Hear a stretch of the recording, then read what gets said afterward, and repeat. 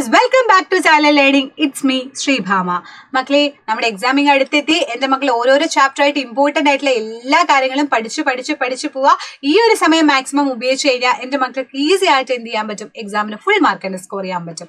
So miss എന്ന് വന്നിട്ടുള്ള നിങ്ങളെ ഹെൽപ്പ് ചെയ്യാൻ വേണ്ടിയിട്ടാണ് നമ്മുടെ മർദ്ദം ദ്രാവകത്തിലും വാതകത്തിലും pressure in liquid and gas എന്ന് പറയുന്ന ഒരു ചാപ്റ്ററിലെ വളരെ പ്രധാനപ്പെട്ട കുറച്ച് ക്വസ്റ്റ്യൻസും ടോപ്പിക്കും ഒക്കെ ആയിട്ടാണ് മിസ് വന്നിട്ടുള്ളത്.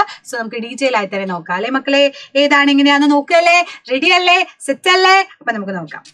You get a chance. എന്താണ് ഒന്നാമത്തെ ക്വസ്റ്റ്യൻ ആണ്. You get a chance to land on the moon. You take sweet drinks with you to drink there. Can you drink it with the straw? If not why എന്നാ ചോദിക്കുന്നത്. നിങ്ങൾ ചന്ദ്രനിലേക്ക് പോകാൻ നിങ്ങൾക്ക് ഒരു അവസരം കിട്ടിയെന്ന് വിചാരിക്കുക. അവിടെ ചെല്ലുമ്പോൾ കുടിക്കാൻ നിങ്ങൾക്ക് ഏറ്റവും ഇഷ്ടപ്പെട്ട ഒരു മധുരപാനീയം നിങ്ങൾ എടുത്തിട്ടുണ്ട്. ഈ സ്ട്രോ ഉപയോഗിച്ച് അത് കുടിക്കാൻ പറ്റുമോ? നമ്മുടെ മൂണിൽ പോയിട്ടുള്ള കാര്യം പറയുന്നത്, ചന്ദ്രനിൽ എത്തിക്കഴിഞ്ഞാൽ കുടിക്കാൻ പറ്റുമോ? എന്തുകൊണ്ടാന്ന് ചോദിക്കുന്നുണ്ട്. ഓഫ് കോഴ്സ് നമുക്ക് പറയാൻ പറ്റും. ചന്ദ്രനിൽ എത്തിക്കഴിഞ്ഞാൽ നമ്മൾ ഇങ്ങനെയൊക്കെയാണോ അവിടെ മക്കളെ നടക്കുക? നമുക്ക് ഇതുപോലെയൊക്കെ നടക്കാൻ പറ്റുമോ? പാറി പറന്നാ നമ്മൾ നടക്കുന്നല്ലേ. സോ ചന്ദ്രനിൽ എത്തിക്കഴിഞ്ഞാൽ സ്ട്രോ ഇട്ട് കുടിക്കാന്നൊക്കെ പറഞ്ഞാൽ ദാറ്റ് ഈസ് ഇമ്പോസിബിൾ ആയിട്ടുള്ള കാര്യമാണ്. കാരണം സ്ട്രോ ഉപയോഗിച്ച് പാനീയം കുടിക്കാൻ കഴിയില്ല. ചന്ദ്രനിൽ അന്തരീക്ഷമില്ല, അവിടെ അറ്റ്മോസ്ഫിയർ ഇല്ല. അതുകൊണ്ട് തന്നെ ദ്രാവകോപരിതലത്തിൽ മർദ്ദം ചെലുത്തുവാൻ കഴിയില്ല. നമ്മൾ കുടിക്കാൻ വേണ്ടി എടുത്ത സാധനം, ഇപ്പൊ പെപ്സിയോ സെവനപ്പോ എന്തോ ആയിക്കോട്ടെ, അത് സ്ട്രോ കൊണ്ട് നമുക്ക് കുടിക്കാൻ പറ്റില്ല. എന്താ അതിന്റെ റീസൺ എന്ന് പറയുന്നത്? അവിടെ അന്തരീക്ഷം ഇല്ല, പുറത്ത് അറ്റ്മോസ്ഫിയർ ഇല്ല. സോ ദാറ്റ്സ് വൈ നമുക്ക് എന്ത് ചെയ്യാൻ പറ്റില്ല. There is no atmosphere in the moon, so the pressure cannot be exerted on the liquid surface എന്ന് നമുക്ക് പറയാൻ പറ്റുന്നു. സെറ്റ് അല്ലേ? റെഡി അല്ലേ? അപ്പൊ നെക്സ്റ്റ് ക്വസ്റ്റ്യൻ ഇത് നോക്കൂ. ബി എന്ന കുഴലിലൂടെ ഊതി ജാറിലെ ബലൂൺ വീർപ്പിക്കുമ്പോൾ ബീക്കറിൽ എന്ത് മാറ്റമാണ് നിരീക്ഷിക്കാൻ പറ്റുന്നത്? എന്തുകൊണ്ട്? If you blow a balloon in a jar by blowing air through the pipe B, what changes do you observe?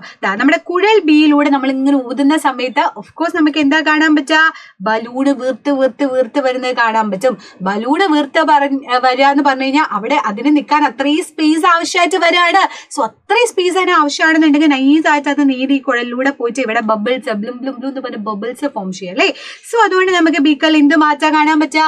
അവിടെ കുമിളകൾ ഫോം ചെയ്യുന്നത് കാണാൻ പറ്റും. എന്തുകൊണ്ടാ ചോദിച്ചാൽ നമുക്കറിയാം, ഈ ബലൂണിന് വീർത്തിട്ട് നിൽക്കാൻ കുറേ സ്ഥലം വേണം. ആ സ്ഥലം കംപ്ലീറ്റ് ആയിട്ട് പോയി കഴിഞ്ഞാൽ അതിന് റിക്വയർ സ്പേസ്, അതിന് വേണ്ട സ്പേസ് തികയാണ്ട് വരുമ്പോൾ അത് പുറത്തോട്ട് പോകാൻ വേണ്ടി ശ്രമിക്കും.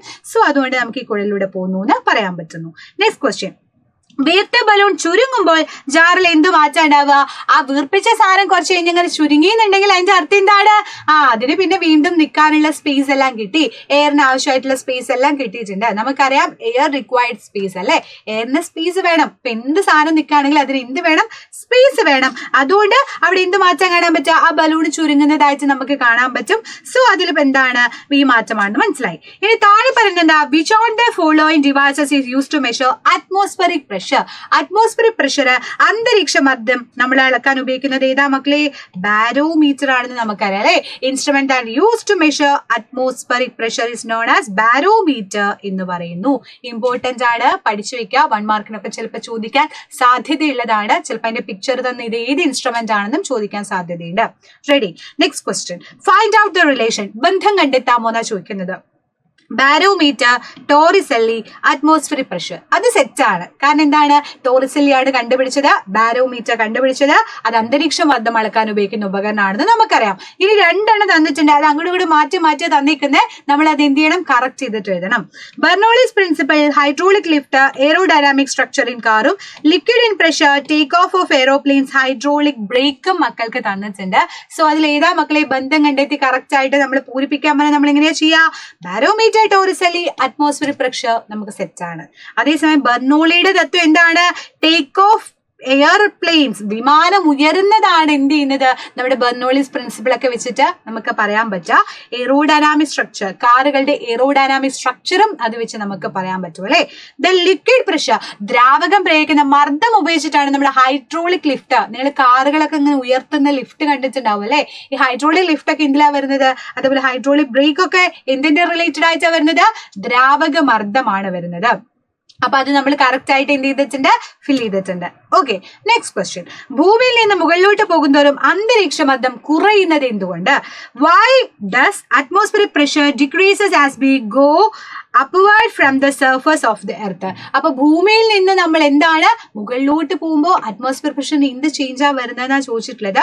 അപ്പൊ ഭൂമിയിൽ നിന്ന് മുകളിലോട്ട് പോകുന്തോറും വായുമണ്ഡലത്തിന്റെ മുകൾ പരപ്പിലേക്കുള്ള ഉയരം കുറയുന്നു. അപ്പൊ ഉയരം കുറയാണ്. മുകളിലോട്ട് പോകുമ്പോൾ ആ ഏറ്റവും മുകളിലുള്ള ആൾക്കാർ തമ്മിലുള്ള ഡിസ്റ്റൻസ് കുറഞ്ഞു വരാണ് അല്ലെ.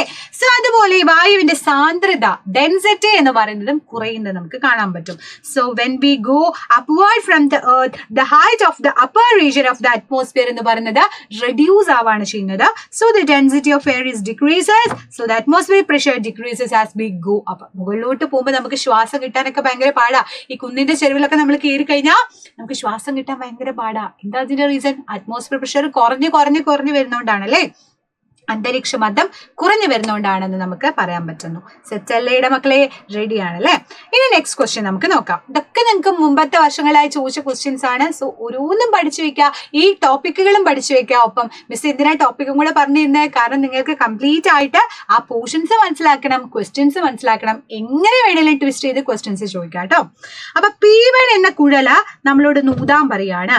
And air blown through P1 and ഈ കുപ്പിയിൽ ഉണ്ടാകുന്ന മാറ്റം എന്താണ്? നമ്മൾ അതിലൂടെ ഊതിക്കഴിഞ്ഞാൽ നമുക്കറിയാം ഈ ഒരു വെള്ളം നേരെ മുകളിലോട്ട് കയറി ഈ ഒരു ഭാഗത്തോട്ട് എത്തും അല്ലെ, നമ്മുടെ ബി പാർട്ടിലോട്ട് എത്തും. അപ്പൊ എന്ത് ചേഞ്ചാ നമ്മുടെ ബോട്ടിൽ എയിൽ കാണാൻ പറ്റുക? അതിന്റെ അളവ് കുറഞ്ഞു വരുന്നു, അതിലുള്ള വാട്ടർ കുറഞ്ഞു വരുന്നു. ബിയിലുള്ള ആളുകൾക്ക് എന്ത് മാറ്റം കാണാൻ പറ്റും? അത് കൂടി വരുന്നത് നമുക്ക് കാണാൻ പറ്റും. കാരണം എന്താണ്? നമ്മൾ ഊതുമ്പോൾ പ്രഷർ കൊടുക്കുക ചെയ്യുന്നത്. പ്രഷർ കൂടിയതിൽ നിന്ന് കുറഞ്ഞതിലോട്ട് പോകാൻ ശ്രമിക്കും. സോ ഇവിടെ കൂടുതലായിട്ടുള്ള ആളുകള് പെട്ടെന്ന് അപ്പുറത്ത് വെറുതെ നിൽക്കുന്ന കുപ്പിയിലോട്ട് എന്ത് ചെയ്യും?